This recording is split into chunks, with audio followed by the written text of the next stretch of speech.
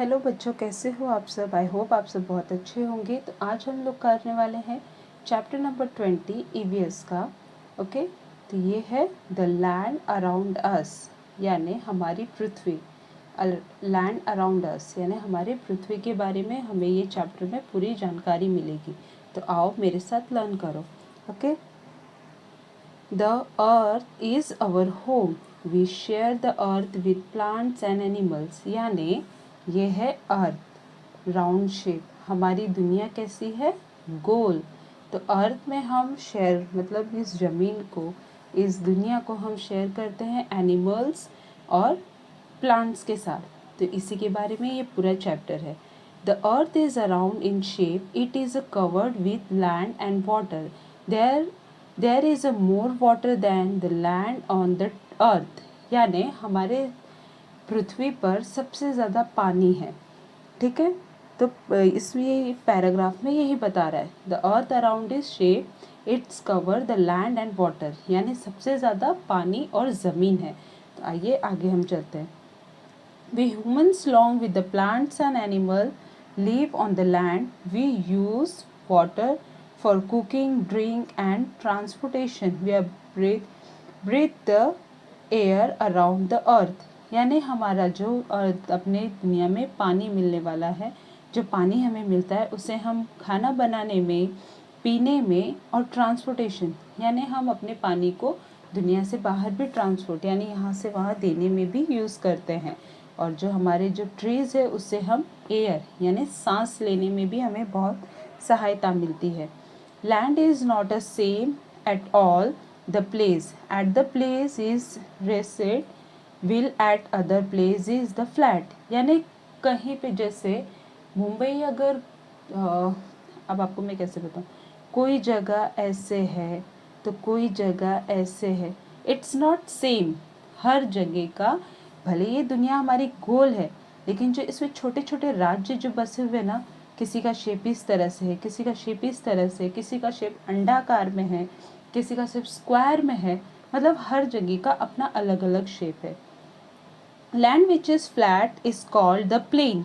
जो लैंड फ्लैट है उसे हम कहते हैं plain. We build the home and factories on the plains. We also grow the crops and plains. The high rested lands are called the mountain hill. We are the similar than mountains peak up. The most highest mountains is covered with the snow. The slopes of the some mountains are covered with the forest.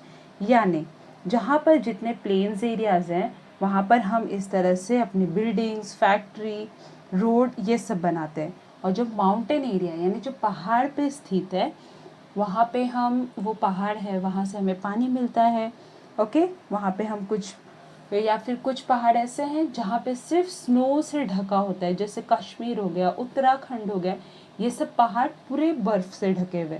और कुछ पहाड़ जैसे Kerala side में पहाड़ हो गए, Maharashtra side में पहाड़ हो गए, वो पूरे झाड़ों से ढके हुए हैं। तो ये पैराग्राफ हमें वही बता रहा है।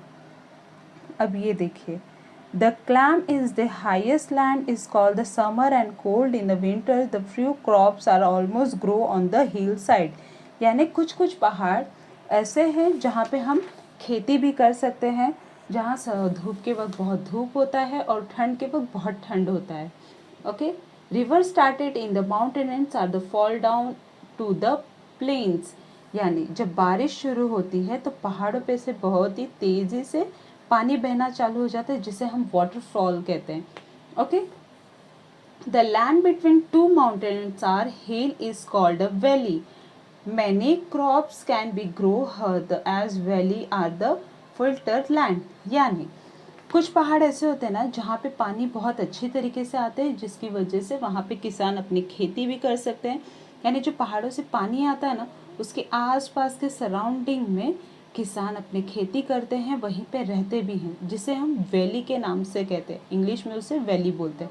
Okay, then natural and man made thing, यानी जो नैसर्गिक यानी जो भगवान से बने हुए हैं और जिसमें थोड़ा सा इंसानों ने अपना क्रिएटिविटी किया है, उसे कहते हैं natural and man made thing. All around us we see the many things, some of which are natural and some are man made. यानी हमारे पूरी तरफ जितना कुछ अगर भगवान ने हमें दिया है, उतने उसी में दिए हुए जो चीज़ें भगवान के द्वारा हमें मिली है उसे हम नेचुरल थिंग बोलेंगे। और जो हमने उसमें कुछ बनाया है, जैसे खेती करना, बिल्डिंग बनाना, कारखाना बनाना, ये सब हमने किया है, ओके, तो उसे कहेंगे man made thing. All around we us the many things, some which are natural and some are man-made. Okay, the suns started, the moon, rocks, soils and sand, water, plant and animals are natural as they are found in nature. यानी भगवान ने हमें क्या दिया है? सूरज, ये हमने तो बनाया नहीं है, ये तो भगवान का ही है, ये भगवान का हो गया, ये यानी ये नेचुरल हो गया, दिस इज नेचुरल। बारिश आना, this is natural.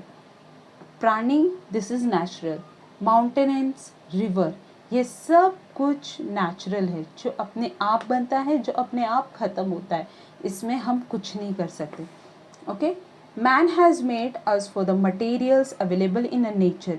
We see many things around us which are man made, such house, roads, vehicles, bridge, book, pen and many other. यानी अब ये सब तो भगवान का दिया हुआ है, जो भगवान खुद देते हैं और भगवान चाहे तो खुद ले सकते हैं, तो इसे हम क्या कहेंगे?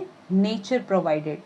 और अब ये जो भगवान ने हमें जो दिया है उसके थ्रू हम क्या क्या बना रहे हैं, जैसे भगवान ने हमें रॉक्स, मून, सॉइल, सैंड ये सब दिए, जिससे हम अपने घर बना सकते हैं, पेन्स बना सकते हैं, बुक बना सकते हैं, मैनी अदर थिंग्स। बहुत सारी चीज़ें हैं जो नेचुरल तरीके से हमें मिली है और हम इंसान उसमें बहुत सारी क्रिएटिविटी करके हम उसे नए नए तरीके से बहुत सारी चीज़ें बना सकते हैं। अब यहाँ पे हमें कुछ डायग्राम दिया है, our surrounding. Okay, living things यानी जिसमें जान होता है। Okay, plants, womens, animals, birds, insects, यानी जो हमें लिविंग थिंग्स में ये सब आते हैं जिनमें जान होती है, जो अगर पेड़ में पानी नहीं डालोगे तो पेड़ मुरझा जाएगा, तो वो एक लिविंग थिंग्स है। वुमेन्स, अगर इंसान सांस ले रहा है, खा रहा है, यानी वो भी एक लिविंग थिंग्स है। प्लांट्स ऑल्सो, एनिमल्स, उन्हें भी, वो भी एक लिविंग थिंग है। बर्ड्स, वो भी एक लिविंग थिंग। इंसेक्ट्स, यानी जो पानी में रेंगने वाले जानवर होते हैं, जो ज़मीन पे रेंगने वाले जानवर होते हैं, उनसे इंसेक्ट्स कहते हैं। Non living things, natural, the suns are the stars, the moon, rock, soils and sands, water, ये नेचुरल से मिला है। Man made, house, road, vehicle, bridge, books and pen, ये सब इंसानों ने बनाया जो कि नॉन लिविंग थिंग है। ओके, तो ये हो गया हमारा चैप्टर कंप्लीट, जो कि हो चुका है, छोटा सा है, लैंड अराउंड अस के बारे में। ठीक है, अब आते हैं हम क्वेश्चन आंसर्स की तरफ। Answer the following, name the 3 types of lands form, यानी लैंड्स फॉर्म, ये हो गया लैंड, स्नो एंड रिवर, ये हमारे ज़मीन पर मिलने वाले कुछ चीज़ें हैं। What is the valley, valley का मतलब क्या हो गया? यहाँ पे देखिए इसका आंसर है, the land between two mountains are hills is called a valley. The land between two mountains, यानी जो ज़मीन के ऊपर पहाड़ वगैरह होते हैं, पहाड़ से जो पानी आता है उसे हम वैली कहते हैं। ठीक है, तो ये आंसर आएगा इसमें। अब आते हैं हम ट्रूथ की तरफ। ये हो गया हमारा first true false, there is a more water then land and the tree, it's true, यानी हमारे ज़मीन पर बहुत सारे पानी और पेड़, तो it is true. Okay, second, the earth is square in a shape, क्या हमारी दुनिया गोल स्क्वायर है? नो, इट्स राउंड, तो क्या आएगा? सर्कल, यानी ये फॉल्स है। ओके, तो हमें यहाँ लिखना है false. Third, valley are filtered lands where crops and grow, जो झरनों के बीच में से पानी आता है, जैसे ये वैली यानी जो झरनों से, पहाड़ों से जो पानी आता है उससे हम क्रॉप्स यानी अनाज उगा सकते हैं, खेती कर सकते हैं, राइट। तो ये आंसर होगा हमारा ट्रू। तो आई होप बच्चों आपको ये चैप्टर बहुत अच्छे से समझ आ चुका होगा। अगर आ चुका है समझ में तो please do like share and subscribe my YouTube channel. अगर आपको कुछ नहीं समझता है तो प्लीज़ कमेंट में करें and do support my channel, please please please friends. Bye.